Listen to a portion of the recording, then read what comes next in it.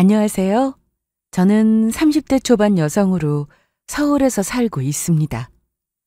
살면서 정말 중요하다고 느낀 것 중 하나가 바로 인성이라고 생각하는데, 아무리 좋은 조건을 가지고 있어도 인성이 바닥이면 어디에 가서든 사람 대접을 못 받는 것 같습니다. 저는 한때 결혼까지 약속했던 남자친구가 있었는데, 상견례 날 예비 시모의 인성을 알게 된 후 바로 결혼을 취소하게 되었습니다. 남자친구라도 생각이 똑바로 박힌 사람이었다면 결혼을 진행했을지도 모릅니다. 하지만 그 엄마의 그 아들이라고 두 사람은 아주 똑같았어요. 인성이 바닥인 집안과 결혼할 뻔했는데 김치 하나로 그 집안의 수준을 알게 되었으니 어떤 사연인지 지금부터 그 얘기를 들려드리겠습니다.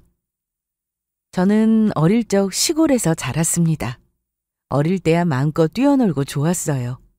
주변에 다 논이고 밭이고 공기도 좋고, 거기다 차 타고 조금만 가면 금방 바다도 나오니 여름에는 바다 수영은 물론 자연과 함께 살았죠.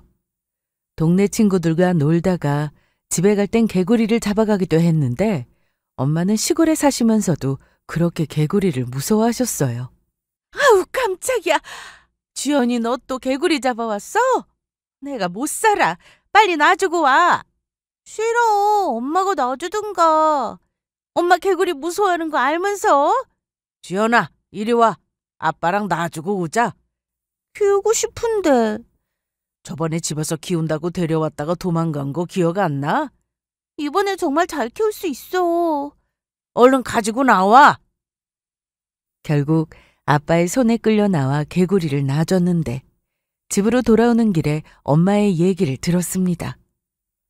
그런데 엄마는 우리보다 더 오래 여기서 살았으면서 왜 그렇게 개구리를 무서워해? 귀엽기만 한데? 엄마도 여기서 산 지 오래되지 않았어. 서울에서만 살다가 아빠 따라서 시골 내려온 거니까. 그리고 엄마는 원래 벌레를 무서워하는 사람이야. 나방만 봐도 난린데. 저번에는 어떻게 들어간 건지 밥솥 뚜껑을 열었는데 그 안에 개구리가 들어가 있어서 깜짝 놀란 적도 있었어. 아마 엄마도 그래서 더 무섭다고 하는 걸 거야. 그러니까 앞으로는 엄마한테 그런 장난치지 마. 알았지? 저는 엄마나 아빠가 원래 시골에서 사시는 줄 알았는데 그게 아니었습니다. 엄마는 서울에서 대학생일 때 아빠를 만나셨는데, 결혼 후 아빠가 농사를 짓고 싶다는 말에 시골로 내려왔다고 하셨어요. 나중에 좀 크고 나서 알았지만 시골에 적응하고 사느라 엄마가 참 많은 고생을 하셨다고 했습니다. 그래도 저나 언니는 도시에서는 쉽게 볼 수 없는 곤충도 자세히 보고 정말 자연을 있는 그대로 느끼면서 자랄 수 있었죠. 언니와 저는 연년생으로 1살 차이였는데 고등학생이 되었을 때 저희는 서울로 올라가게 되었습니다.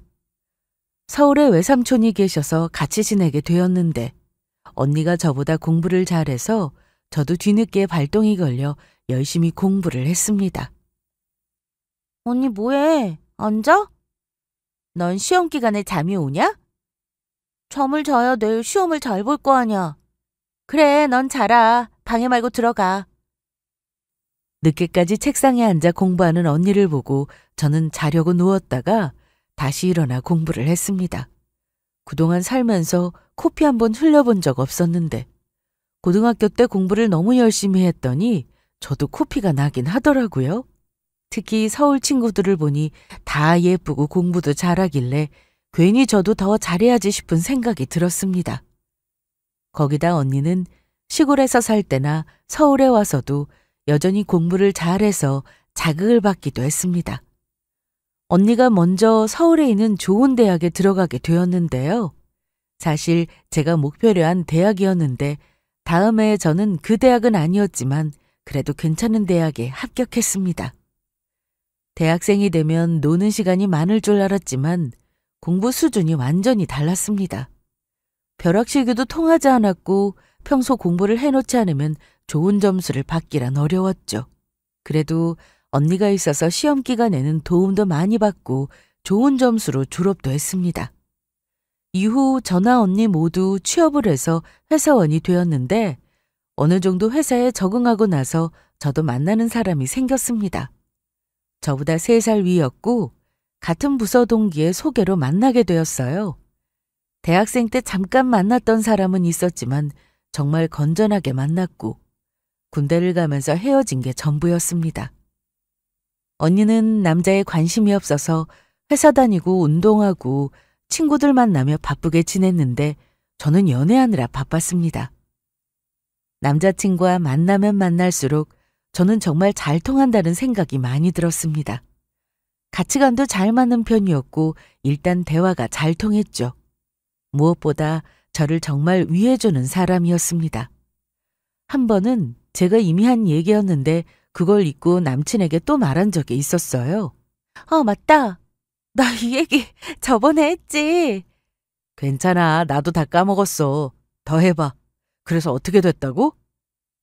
제가 무슨 얘기를 하든 잘 들어주었고 공감도 잘 해주었습니다. 이런 일 말고도 아무리 회사 일이 힘들어도 저한테 기분풀이를 한 적이 단 한 번도 없었습니다. 오히려 저를 만나서 기분이 풀린다고 하거나 자기 기분이 안 좋아도 늘 저에게는 다정하고 표현도 예쁘게 해주는 그런 사람이었어요. 무엇보다 한결같은 모습이 저는 너무 좋았습니다. 감정 기복이 심하지 않아서 오히려 저를 많이 이해해주고 받아주는 편이었죠. 남자친구는 명문대를 나왔는데 자기 집에도 참 잘하더라고요. 가끔 데이트를 하다가 어머님과 통화하는 모습을 보면 나중에 가정적이겠다 싶은 생각이 들었습니다. 네, 엄마. 지금 지연이랑 밥 먹고 있어요. 네, 알겠어요. 엄마도 저녁 맛있게 드세요. 오빠는 어머니한테도 정말 다정하다. 다 이렇지 않나? 안 그래. 내 친구 중에 오빠 있는 애들도 많은데 엄청 무뚝뚝하다던데? 그래? 넌 어릴 때부터 엄마랑 사이가 좋아서 지금도 잘 지내. 그래서 이때는 남친이 그저 가정적이고 다정한 그런 사람이라 생각했어요. 그러던 어느 날 남친 어머니가 제 연락처를 알려달라고 한 적이 있었습니다. 엄마가 너랑 연락하고 지내고 싶으신가 봐. 알려드려도 될까? 그럼 알려드려. 난 괜찮아. 남자친구와는 결혼 생각을 하고 만나고 있었기에 어머니와 연락을 하며 지내는 것도 나쁘지 않다 생각했습니다. 저는 나중에 결혼하면 시어머니와 사이좋게 지내고 싶었거든요. 그래서 자주 연락하고 지내면서 편해지면 좋겠다 생각했어요. 그런데 그날 이후 어머니한테 문자가 자주 왔습니다. 특별한 내용은 없었습니다. 좋은 하루 보내라는 내용이나 아니면 좋은 글귀가 적힌 이미지를 보내기도 하셨죠. 그러면 저도 답장을 드리곤 했는데 너무 부담스럽게 자주 전화하시는 건 아니어서 괜찮았습니다. 그런데 남친과 만나던 중 어머니의 생신이라는 얘기를 듣고는 헤어지는 길에 케이크를 하나 사서 남친에게 주었습니다. 정말? 그럼 오늘 일찍 들어가야 하는 거 아니야? 아니야. 아침에 같이 밥 먹었어. 잠깐만 있어봐. 저는 급히 근처에 있던 빵집에 들어가 케이크를 하나 사왔습니다. 이거 가지고 가. 안 사도 되는데. 그래도 생신인 거 알았는데 그냥 지나가기는 그렇고 해서. 고마워. 엄마가 좋아하시겠다. 비싼 것도 아닌데 뭘. 남친은 제가 자기 엄마를 챙기는 게 좋았는지 기분 좋아했습니다. 그런데 다음날 회사에서 일하고 있는데 남친 어머니에게 전화가 왔습니다. 보통 문자만 오고 전화통화는 거의 하지 않아서 무슨 일인가 싶어 받았는데 여보세요? 안녕하세요. 바쁜데 내가 전화했나? 아닙니다. 통화할 수 있어요. 어제 케이크 보냈던데 잘 먹었다고 얘기하려고 전화했어. 아이, 별거 아닌데. 그래도 이게 사람 마음이잖아. 고마워? 케이크도 너무 맛있었어. 네. 참, 내가 우리 성민이한테 들으니까 부모님이 시골에 사신다고 그러던데? 네, 맞아요. 지금 지방에 지내세요. 그렇구나. 언제 서울 한번 오시라고 말씀드려. 내가 서울 토박이라 여기저기 서울 구경 시켜드리고 싶으니까. 알았지? 아, 네, 알겠습니다. 기회 되면 자리 만들어 볼게요. 그래, 그럼 어서 일해. 또 통화하자? 비싼 선물을 드린 것도 아닌데 고맙다고 하시니 저도 괜히 기분이 좋았습니다. 그리고 저희 부모님도 신경 써주시는 것 같아 감사했고요. 이때까지만 해도 저는 이렇게 좋게만 생각했습니다. 하지만 그게 아니었어요. 남친이나 남친의 어머니는 서울 부심이 정말 대단했습니다. 어느 날 남친 어머님이 집으로 초대해 주셔서 간 적이 있었는데 저녁을 해주고 싶다 하셔서 갔습니다. 어서 와. 우리는 이렇게 살아. 집 좋은데요? 그래? 내가 꾸미는 걸 되게 좋아하거든. 편하게 앉아. 우리 알도 얼른 앉고. 그런데 엄마, 뭘 이렇게 많이 했어요? 맞아요. 저 아무거나 잘 먹는데 집에 있는 반찬으로 차려주셔도 됐는데. 그래도 그건 아니지. 시골에서 오래 있었다고 들었는데 이왕이면 서울 사람들 먹는 음식으로 준비하면 좋겠다 싶어서 이것저것 차려봤어. 남친 어머니는 시골 사람들은 풀만 먹는 줄 알고 계셨습니다. 본가가 시골이긴 하지만 그래도 이것저것 잘 먹고 자랐는데 말끝마다 서울 하시니 뭔가 시골을 무시하는 듯한 느낌이 들기도 했어요. 하지만 잘 모르고 그러시는 건가 싶어 좋게 생각하고 넘어갔습니다. 그리고 유독 남친과 남친 어머니는 사이가 각별해 보였는데 다 이유가 있었습니다. 아버님과는 사별로 어렸을 때부터 어머님과 둘이 살았으니 그럴 만도 했죠. 그래서 남친이 어머님께 다정하게 얘기하고 잘 지내는 모습이 저는 오히려 좋게 보였습니다. 아들이면 무뚝뚝하고 부모님께 살갑지 않은 경우도 많이 봐와서인지 자기 엄마한테 저리 잘하는데 결혼하면 가족에게 정말 잘하겠다 싶었어요. 저와 남친은 만나는 동안 위기도 몇 번 있었습니다. 아무리 사이가 좋은 커플도 안 싸울 수는 없듯이 저희도 몇 번 크게 싸운 적이 있었는데 그래도 대화로 잘 풀었어요. 저희가 너무 사이가 좋고 싸우지도 않는다고 하니 제 친구들이 이런 말을 한 적이 있었는데요. 결혼 전에 싸워도 봐야 돼. 싸울 때 상대가 어떻게 행동하는지 그거 되게 중요하다. 그래? 당연하지. 연애할 때는 당연히 서로 좋은 모습만 보여주려고 하니까 기분 나빠도 참고 하는데 결혼하면 아니야. 쥐숙이 봐봐. 그렇게 닭살 커플이었는데 결혼하고 별거 아닌 걸로 크게 싸우고 이혼한 애 만회했던 거 기억 안 나? 아, 맞다. 그랬지? 지금이야 잘 살지만 지숙이 남편이 한번 화가 나면 완전 다른 사람 된다고 해서 지숙이가 맞춰주고 살잖아. 친구 말을 듣고 저도 이해는 했지만 남친과 만나면서 싸울 일이 사실 없었습니다. 그런데 어느 날 저와 데이트를 하고 집에 가는 길에 중요한 전화를 하면서 내내 전화를 끊지 않고 집에 간 적이 있었어요. 여보세요? 나 지금 통화 괜찮지?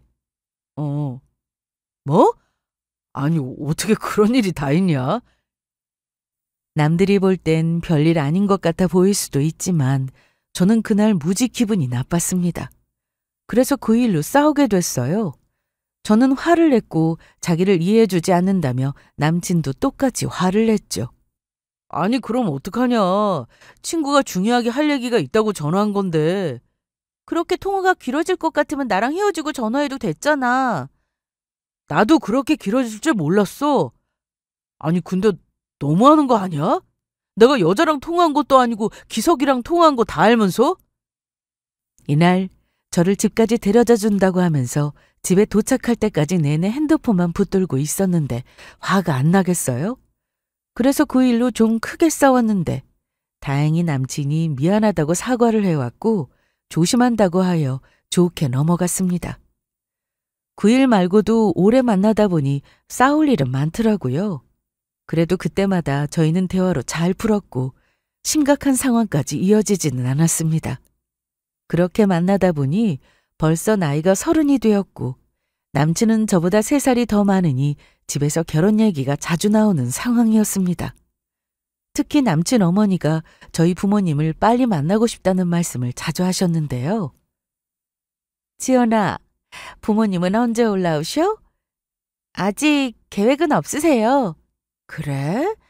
한번 뵙고 싶은데 저번에 우리 성민이가 시골 내려가서 만나고 왔다며. 네, 성민이 말로는 완전 시골이 아니라던데? 맞아요. 요즘은 시골이라고 해도 주변에 있을 건 다 있어서요.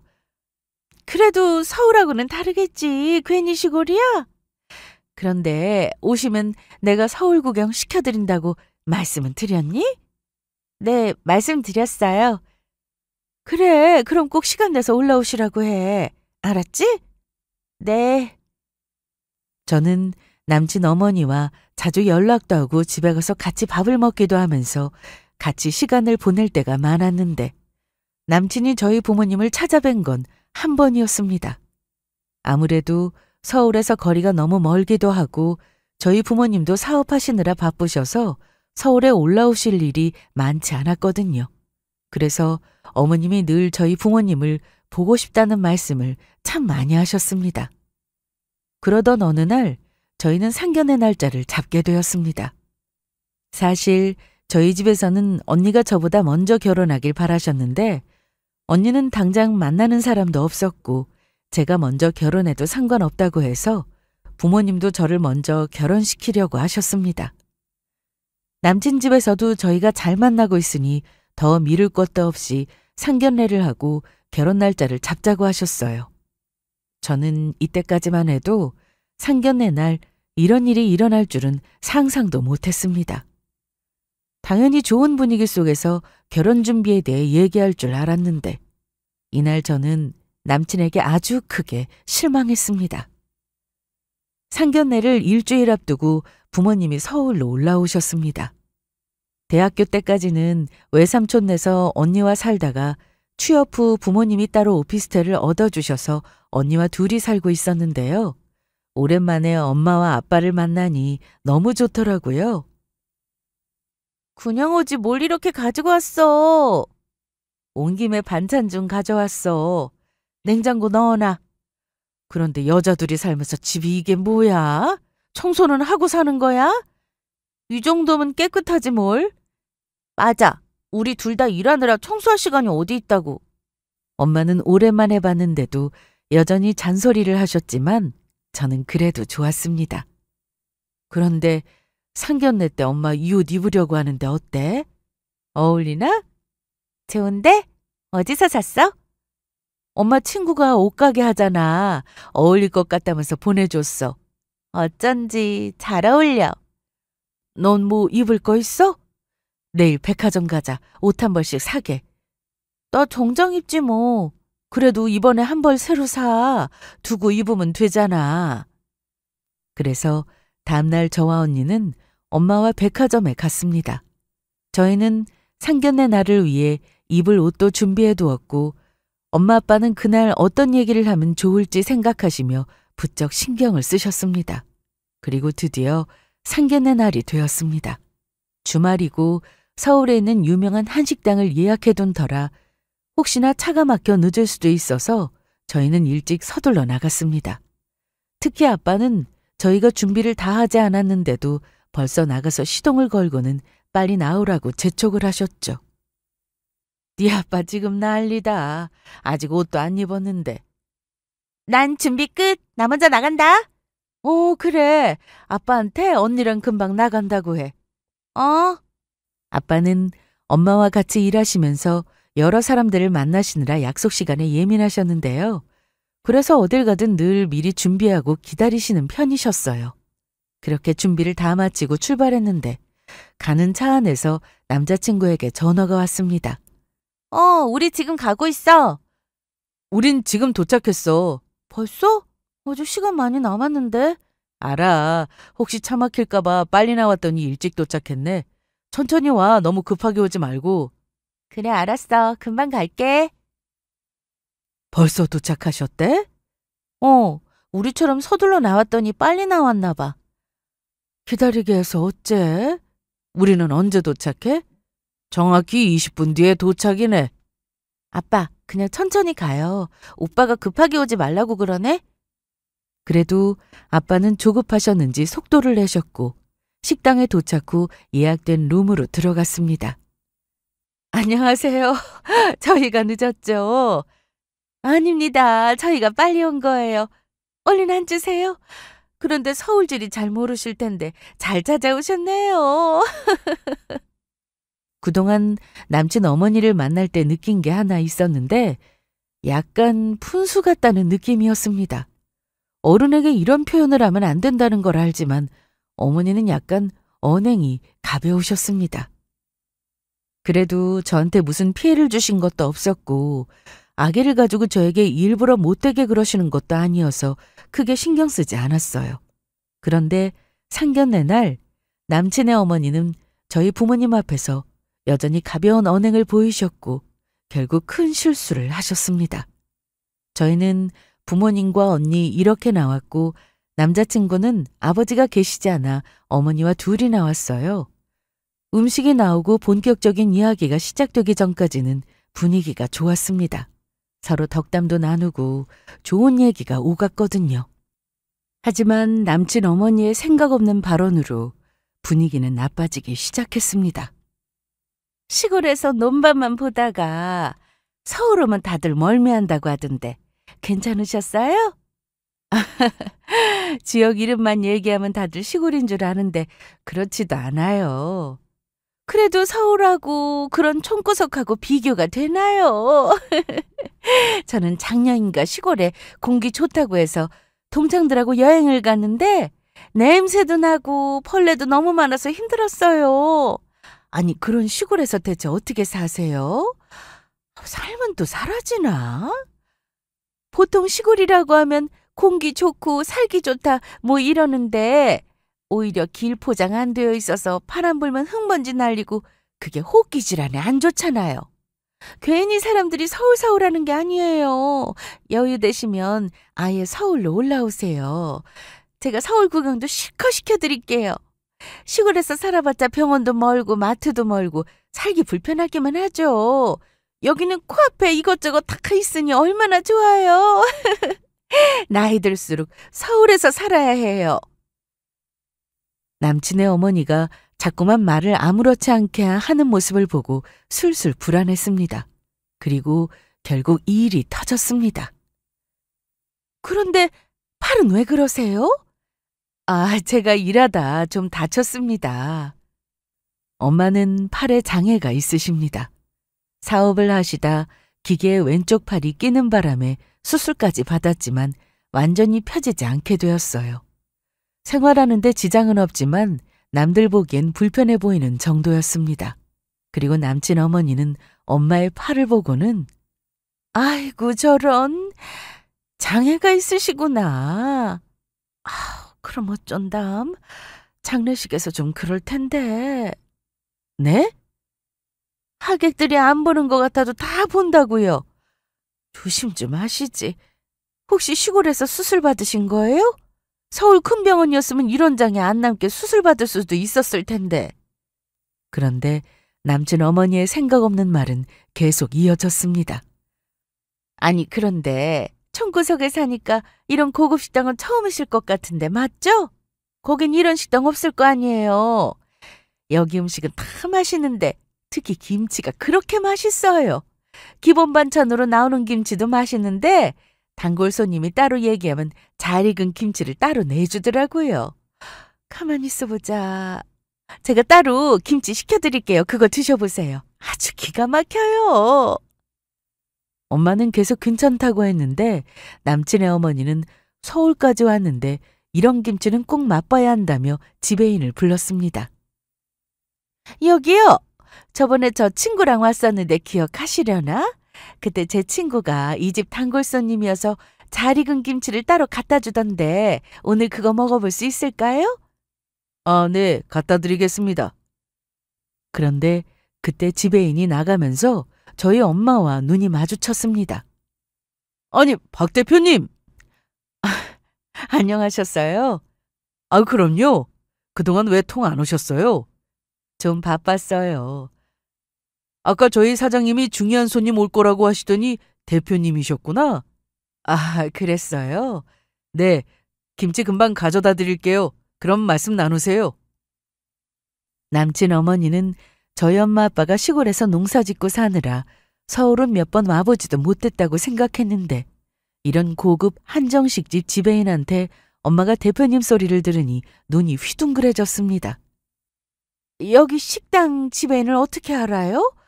아니, 그 전에 대표님이라니 대체 이게 무슨 일이에요? 지연아, 어떻게 된 거야? 실은 저희 부모님은 시골에서 김치 사업을 하고 계셨습니다. 남친 어머니는 계속 저희 부모님이 시골에서 와서 아무것도 모른다는 식으로 얘기했지만 엄마는 원래 고향이 서울이고 아빠를 따라 시골을 내려간 거지 외갓집이 서울에 있었기에 종종 서울에 올라오셨습니다. 그러다 사업 때문에 바빠지면서 자주 못 오신 건데 아무것도 모르는 남친의 어머니는 그렇게 서울 부심을 부리며 저희 부모님을 무시했던 겁니다. 엄마는 원래 음식 솜씨가 좋으셨는데 특히 김치를 잘 담그셨어요. 그래서 한번 김치를 할 때면 엄마 김치를 받아가려고 외갓집 식구들이 다 모여서 크게 김장을 할 정도였습니다. 그러다 동네 사람들이 김치를 팔아보라는 말을 자주 했다고 해요. 엄마는 이 정도 맛은 누구나 낼 수 있다고 생각해서 처음엔 그냥 흘려들었는데 아빠도 옆에서 적극적으로 김치 사업을 해보자고 하셨고 고민 끝에 김치를 만들어 팔게 되신 겁니다. 그 덕분에 저와 언니는 대학 등록금 걱정도 할 필요 없었고 서울에 둘이 살 집도 얻어주셔서 언니와 저는 아주 편하게 지낼 수 있었습니다. 처음에는 정말 소규모로 시작해서 주문이 들어오면 그때그때 김치를 만들어 판매했는데 그러다 소문이 나고 유명해지면서 규모가 커지고 큰 공장도 갖게 되었어요. 물론 대기업까지는 아니었지만 계속 판매도 하고 서울 여러 식당에도 납품을 하게 되었습니다. 엄마의 김치가 납품되는 식당이 한두 곳이 아니어서 저나 언니도 거기까진 잘 몰랐는데 상견례 식당에도 납품되고 있어서 식당 사장님과 지배인이 저희 엄마를 아주 잘 알고 계셨어요. 이미 남친 어머니의 언행으로 분위기는 다운된 상태였는데 엄마가 김치회사 대표라는 말을 들은 남친 어머니는 갑자기 태도를 바꿨습니다. 어머나 세상에, 여기 김치 맛있어서 식당에서 직접 담근 줄 알았는데 이걸 만드신 분이셨어요? 난 그것도 모르고 진작에 말씀 좀 해주시죠. 아니, 그런데 왜 시골에 계시는 거예요? 사업은 무조건 서울 아닌가? 여기서 사업하시면 더 대박 날 텐데. 서울은 아니어도 사업할 곳은 많죠. 저희 사는 곳도 인프라 좋습니다. 아니, 그럼 애들이 결혼하면 저는 김치 걱정 안 하고 살아도 되는 거예요? 매년 김장하기 너무 싫었는데 잘 됐다. 아니, 저는 다른 식당 가면 중국산 김치가 나와서 손이 안 가는데 여기는 국산 김치가 나와서 좋더라고요. 그런데 같은 국산 김치라도 여기 김치만 신기하게 깊은 맛이 나면서 너무 맛있는 거예요. 저번에는 김치 좀 싸달라고 해서 가지고 갔잖아요. 아니, 세상에, 사돈이 김치 사업가라니. 제 친구들이 알면 다들 김치 달라고 할 텐데 큰일이네. 실컷 저희 가족을 무시해놓고 엄마가 대표라는 말에 저희 엄마를 떠받들 듯하는 남친의 어머니를 보며 어이가 없었습니다. 뭐 더 필요하신 거 없으세요? 제가 여기 직원한테 얘기해서 더 달라고 할게요. 괜찮습니다. 이날 상견례 분위기는 완전히 엉망이었습니다. 저희 부모님은 불쾌한 얼굴을 하고 있었는데 남친 어머니는 눈치가 없는 건지 내나 싱글벙글이었어요. 그렇게 얘기를 마치고 나가려는데 가만히 계세요. 제가 신발 꺼내드릴게요. 이거 맞죠? 제가 해도 됩니다. 아이, 제가 해드리고 싶어서 그래요. 어머나, 신발도 좋은 거 신으셨네. 이거 혹시 명품인가요? 아니요. 시골에서 제가 신던 신발입니다. 저희 동네 시장에서 샀고요. 엄마는 족저근막염이 있어서 아무 신발이나 못 신으십니다. 그런데 동네 시장에서 발이 편한 신발을 찾으시고는 쭉 그 신발만 신으시는데 상견례 자리에서 그래도 격식은 차려야 하니 옷은 잘 차려 입으셨지만 신발은 평소 신던 신발을 신고 오셨습니다. 남들이 보기엔 평범한 신발이라 명품으로 보이지도 않는데 남친 어머니는 일부러 저런 말을 하니 엄마는 더 듣기 거북한 표정을 지으셨습니다. 원래 돈 많은 부자들은 일부러 티 안 나는 명품을 입고 신고 한다면서 저희 엄마를 치켜 세우는데 제가 다 민망할 정도였습니다. 식당을 나와서도 한참을 혼자 얘기하다 겨우 헤어지고 집에 돌아왔는데 저희 가족은 결혼을 반대했습니다. 특히 언니가 난리가 났어요. 야, 너 이 결혼 꼭 해야겠냐? 인성이 그따위 집안인데 네 남친 똑같은 사람 아니냐고. 아까 봤지? 아무 말 안 하고 가만히 있는 거. 내가 다 화가 나더라. 엄마 아빠 안 계셨으면 나 정말 가만 안 있었어. 부모님 역시 인성이 덜 된 집과는 인연을 아예 맺지 않았으면 하셨습니다. 집안이 잘 살고 못 살고 그건 둘째고 결혼을 하면 평생 같이 살아야 하는데 인성보다 중요한 건 없다고 하셨습니다. 부모님은 상견례 때문에 서울에 오셨지만 오신 김에 여기저기 거래처를 둘러보고 가신다고 일주일 정도 더 계실 예정이었습니다. 그리고 다음날 엄마와 아빠는 일 때문에 외출을 하셨는데 그날 저녁 남친이 집 앞에 선물을 두고 갔습니다. 여보세요? 지금 현관문 열어봐. 왜? 내가 뭐 두고 왔는데 엄청 비싼 거라 누가 가져갈 수 있으니까 얼른 가지고 들어가. 그래서 현관문을 열었더니 문 앞에 보자기로 쌓인 뭔가가 있었습니다. 일단 가지고 들어왔는데 열어보니 공진단이랑 굴비였어요. 이게 다 뭐야? 엄마가 주셨어. 공진단은 정말 유명한 집에서 만든 거래. 그리고 굴비는 흔한 굴비 아니고 백화점에 납품하는 비싼 거라고 하셨어. 딱 봐도 엄청 좋아 보이지? 이걸 왜 놓고 갔냐고. 왜긴 우리 이제 결혼 날짜도 잡을 거고 하니까 엄마가 잘 부탁드린다는 의미로 준비하신 거지. 장모님 일하시는데 힘드실까 봐 엄마가 특별히 공진단 주문해서 받아오신 거니까 드시라고 해. 알았지? 그렇게 전화를 끊고 난 후 이 선물을 어떻게 해야 하나 하고 있는데 엄마 아빠가 볼일을 보고 들어오셨습니다. 이게 뭐야? 샀어? 아니, 성민 오빠가 가지고 왔어. 뭐? 문 앞에 두고 갔더라고. 그래서 일단 가지고 들어오긴 했는데. 당장 다시 보내. 그러지 말고 내일 당장 만나자고 해. 만나서 주면 돼. 할 말도 있고. 지연이 너 이 결혼 하지 마라. 사실 저도 남친의 어머니의 언행에 결혼을 고민하던 중이었습니다. 상견례 때 무례하게 행동한 남친 어머니는 물론 그걸 가만히 보고 있던 남자친구 때문에 아주 큰 실망을 했거든요. 만약 결혼해서도 그런 모습을 계속 보고 살아야 한다면 내내 후회할 것만 같았으니까요. 그런데 외출하고 돌아오신 엄마 아빠는 저를 붙잡고 이 결혼은 안 하는 게 맞다면서 상견례를 했던 식당에 다녀왔다고 하셨어요. 그리고 그곳에서 무슨 얘기를 듣고 왔는지 말씀해 주셨습니다. 세상에, 어떻게 이럴 수 있지? 이걸 몰랐다 해도 아빠는 그날 이미 결심했다. 너 그런 집에 절대 시집 못 보내. 그 얘기를 듣고 저 역시 더 고민할 이유가 없었습니다. 두 모자가 무슨 생각으로 상견례 자리에 나왔는지 알게 되었거든요. 부모님은 일 때문에 오래 계실 수 없어 바로 다음 날 저는 남자친구에게 퇴근 후 만나자고 했습니다. 어머니도 같이 보자고 했어요. 그래서 회사에서 끝나자마자 바로 약속 장소로 향했습니다. 부모님은 집에서 따로 보기로 하셔서 저 먼저 약속 장소에 나갔는데 바로 남친과 남친 어머니가 도착했습니다. 지연아! 왔어? 오늘 회사에서 일하느라 고생 많았지? 아니에요. 아니긴 피곤해 보이는데 이거 하나 먹어. 비타민인데 몸에 좋을 거야.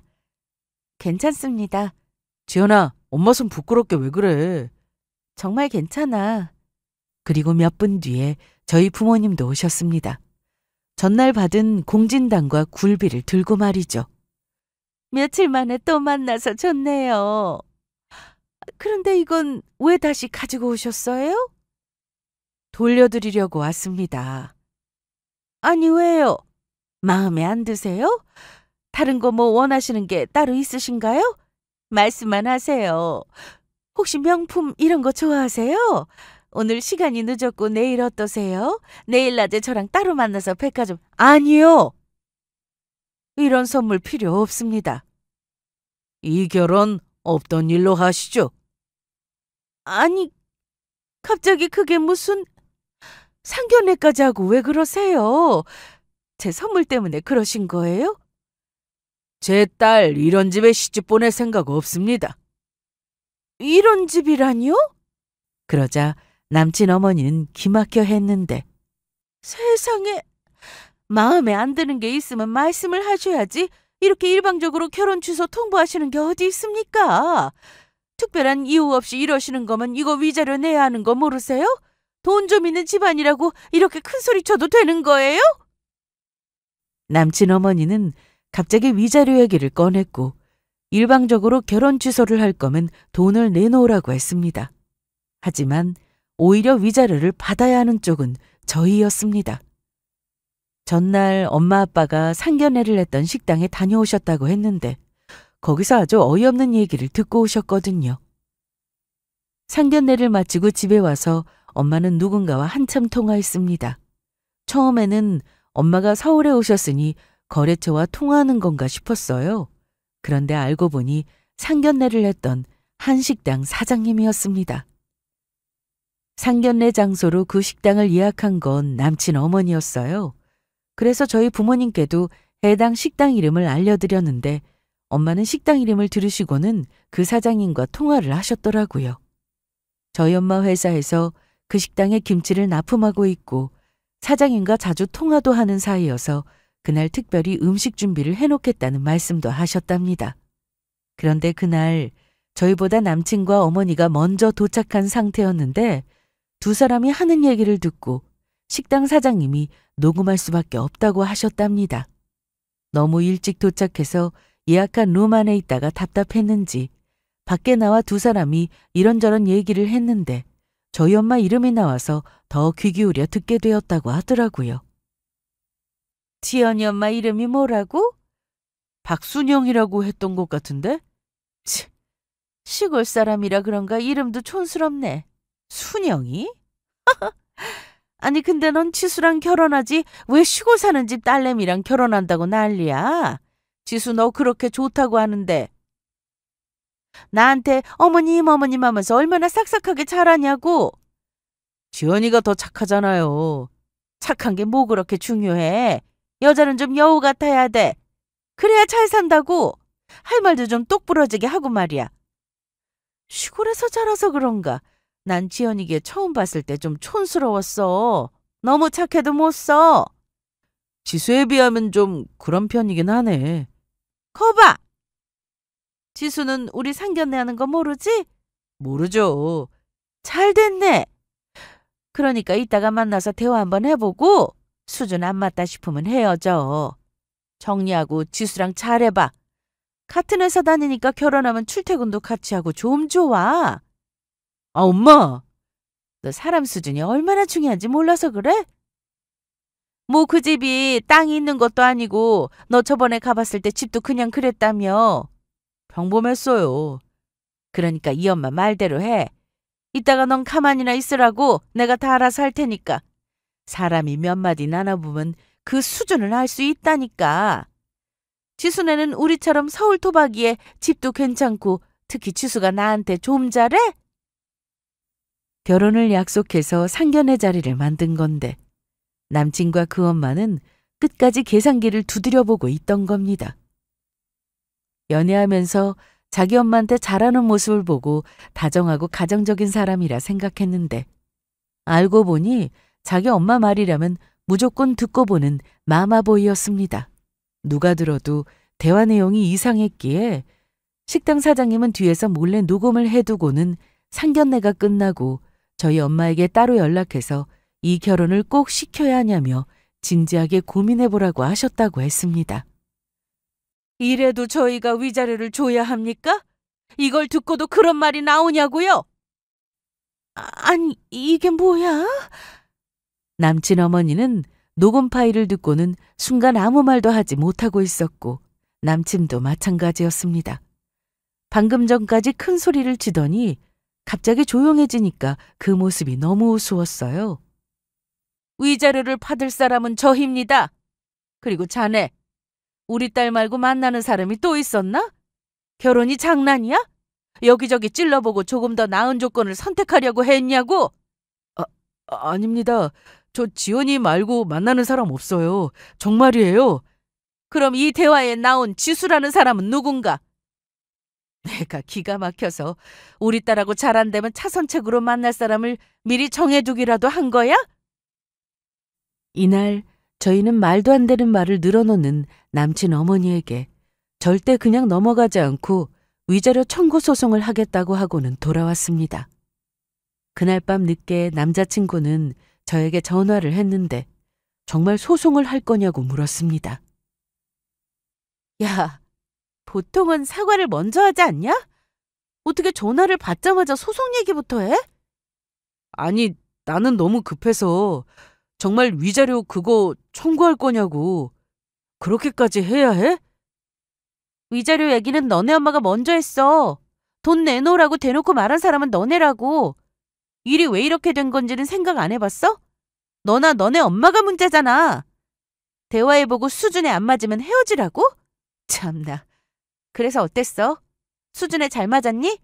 시골에서 살던 사람들이라 모든 게 다 마음에 안 들었는데 알고 보니 엄마가 김치회사 대표의 집안이 괜찮아 보이니까 갑자기 수준이 맞는 것 같았어? 지연아, 내 이름 부리지 마. 수준이 안 맞아서 내가 너랑 결혼을 못 하겠으니까. 다음 날 저는 회사에 출근해서도 남친에게 계속 연락이 왔는데 전날과 똑같이 소송 얘기만 했습니다. 그럼 사과해. 미안하다. 기분 나빴으면 사과할게.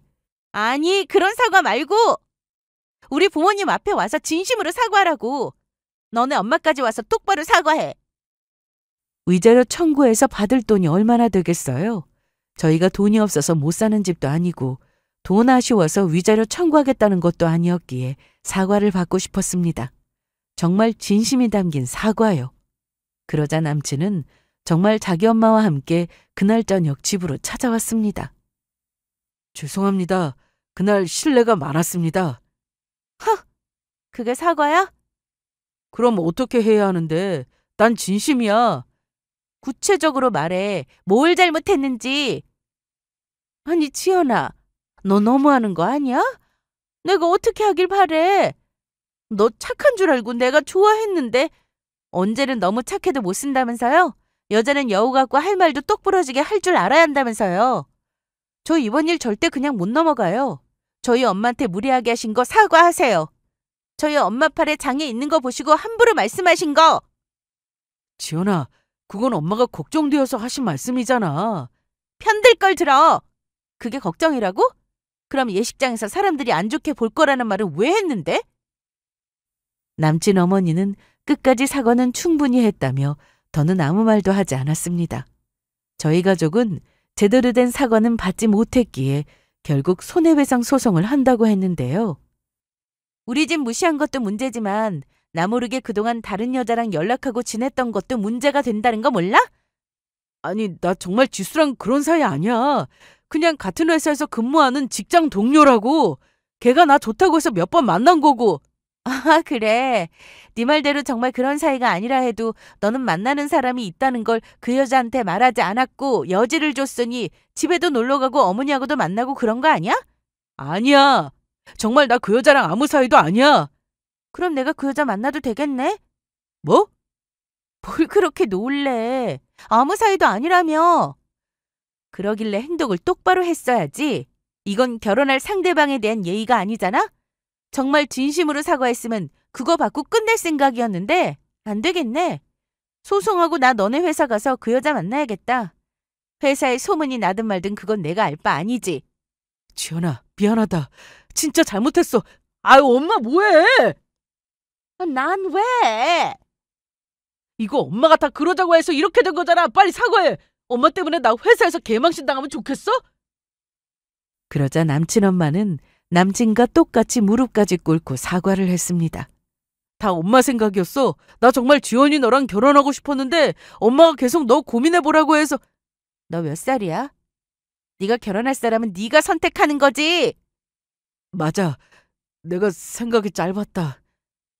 죄송합니다. 초면에 제가 무례하게 했던 점 진심으로 사과드립니다. 자꾸 시골이라고 하면서 무시하시는데 겉으로 보이는 게 다가 아닙니다. 저희 사는 곳 서울만큼은 아니겠지만 살기 좋습니다. 그리고 저 여태까지 정직하게 살면서 두 딸 키웠고요. 그쪽한테 무시당할 이유 없습니다. 네, 죄송합니다. 정말 죄송합니다. 이날 두 사람은 저희 부모님 앞에서 빌고 또 빌었습니다. 자기 아들 회사에 소문이라도 날까봐 그게 걱정이었는지 아주 싹싹 빌더라고요. 사실 소송에서 위자료 받아내고 혼주를 내줄 수도 있었지만 소송이라는 게 간단한 것도 아니고 시간도 걸리고 무엇보다 돈 받고 끝내는 것보다 사과받는 게 중요하다 생각했습니다. 그리고 잘못한 사람은 어떻게든 그 대가를 치르게 되어 있더라고요. 저에게 전남친을 소개해줬던 부서 동기가 이 모든 사실을 알고는 당장 전남친의 회사로 가서 따졌다고 했습니다. 그래서 회사는 전남친이 결혼할 여자를 두고 양다리를 걸쳤네 하며 소문이 퍼지게 되었고 그 녹음 파일에 나왔던 지수라는 그 여자가 양다리 여자로 오해를 받게 되자 직원들이 다 보는 자리에서 전남친의 뺨까지 때렸다고 하더라고요. 아무 사이도 아니라면서 말이죠. 그런 일이 있고 난 후 저는 현재 너무나도 잘 지내고 있습니다. 솔직히 결혼까지 했더라면 이혼을 고민하고 있었을 텐데 상견례만 하고 끝나게 된 것에 대해서 하늘이 도왔다고 생각합니다. 저희 부모님은 시골에서 여전히 사업을 하고 계세요. 요즘은 홈쇼핑에 출연하는 일로 더 바쁘게 지내고 계십니다. 당장 출연 날짜가 정해진 건 아닌데 한창 조율하고 있다고 하니 곧 TV에도 나오게 될 것 같습니다. 저는 아직 만나는 사람은 없는데 사실 나이 때문에 급하게 누군가를 만날 생각은 없습니다. 그리고 이번 일로 사람을 만날 때 인성이 정말 중요하다고 느꼈기에 언젠가 저에게 좋은 인연이 나타난다면 그땐 좋은 성품을 가진 사람을 만나고 싶네요. 제 사연은 여기가 끝입니다. 긴 얘기였지만 끝까지 들어주셔서 감사하고요. 앞으로도 정직하게 제 신념대로 잘 살아갈 테니 응원 많이 해주세요.